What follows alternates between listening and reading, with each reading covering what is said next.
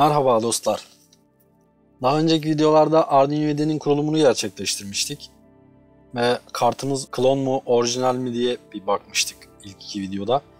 Şimdi şu arayüz bizim Arduino'ya kodları yazacağımız arayüz. Arduino'ya ne yapacağını burada söylüyor olacağız, burada kodluyor olacağız. Peki bunu Arduino'ya nasıl yükleyeceğiz kısmına geldiğimiz zaman şöyle bir yol izliyor olacağız. Şöyle bir kabloyla birlikte geliyor genelde Arduino setleri. Eğer tek aldığınızda kablolu ya da kablosuz da satılıyor. USB-B tip bağlantı konnektörü var bunun ucunda. Şurası bilgisayara bağladığınız yer. Burayı da karta bağlayacaksınız. Bağlantı noktası klon için şurası. Diğerinde de aynıdır. Bütün Arduino kartlarında bu USB-B tipi var. Bazı ufaklarında USB mini tipi falan var. Ben yine Arduino Uno veya benzeri bir kart kullandığınızı düşünerek anlatıyor olacağım. Bu da orijinalin üzerindeki bağlantı noktası. Yine USB-B tipinde. Şimdi bir orijinal olanı almışsanız, bunun orijinal mi klon mu videosunda bahsetmiştim. Üzerinde Atmel çip varsa bunun sürücüsünü kurulum esnasında eğer ki şu seçeneği işaretlediyseniz zaten otomatik kuruyor olacak. Ben şimdi orijinal Arduino Uno'yu bir bilgisayarıma bağlayacağım.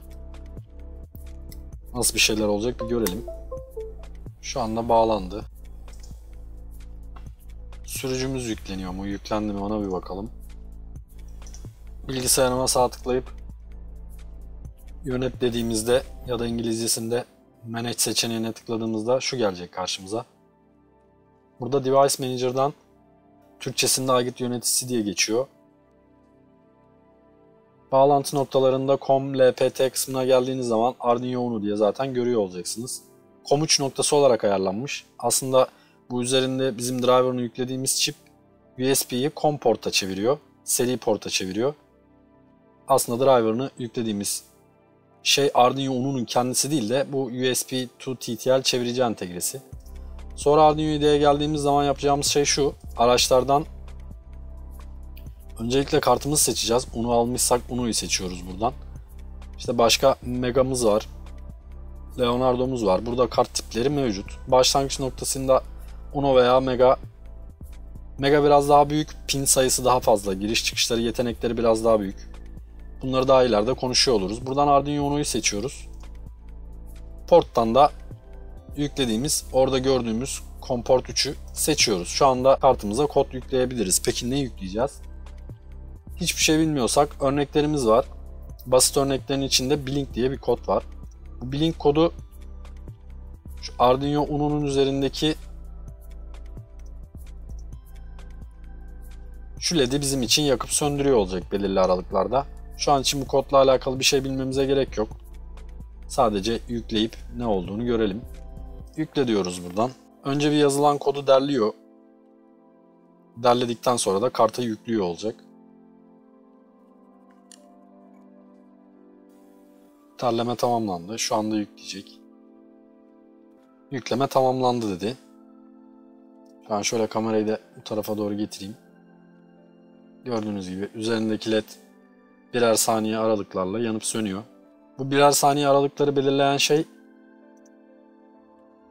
şuradaki bin değeri. Bin değeri milisaniye cinsinden bekleme süresini belirliyor burada. Bunu isterseniz oynayıp ilk başta 500 yapıp yarım saniyede ya da işte 2000 yapıp 2 saniyede yanıp sönmesini ayarlayabilirsiniz. Bir de klon olanı bağlayıp nasıl yapıyoruz ona bir bakalım.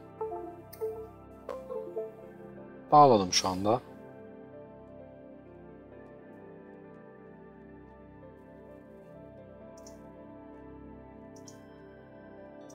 Şu anda gördüğünüz gibi COM-Port'ta görmedi. Muhtemelen bu sizde de böyle olacak. Tekrar aygıt yöneticisine girip açıktı gerçi. USB to Serial X0 olarak burada gördü ama yüklemeyi gerçekleştiremedi. Bunun sürücüsünü bizim indirip yüklememiz lazım. Şöyle bir driver linkimiz var. Ben bu linki de açıklamalarda paylaşıyor olurum.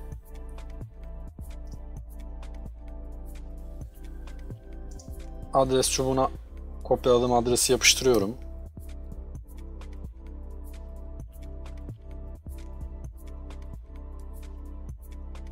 İndir diyorum. İndirme tamamlandı. Klasörde göster diyorum.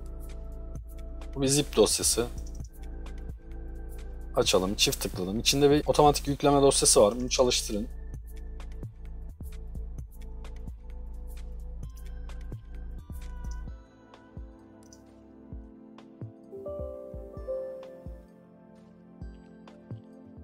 Buna onay veriyoruz. Install'luyoruz bunu. Driver yükleme başarılı dedi. Şu anda da yüklemiş oldu. Bunu da COM4 olarak atadı. Başka bir şey yapmanıza gerek yok. Kapatıp çıkabiliriz. Şimdi yapacağımız şey buradan port olarak COM4'ü seçmek. Tekrar buna da yükleyip klon üzerindeki çalışmasını da görebiliriz. Yükleme tamamlandı dedi. Ben tekrar kamera görüntüsünü buraya getireyim. Gördüğünüz gibi LED yanıp sönüyor. LED'in yanıp sönmesi çok basit bir şeymiş gibi gelebilir size ama bu sisteminizin çalıştığının, Arduino IDE'nin düzgün konfigüre edildiğinin, driverlarınızın düzgün yüklendiğinin, sisteminizin hazır olduğunun bir habercisidir aslında.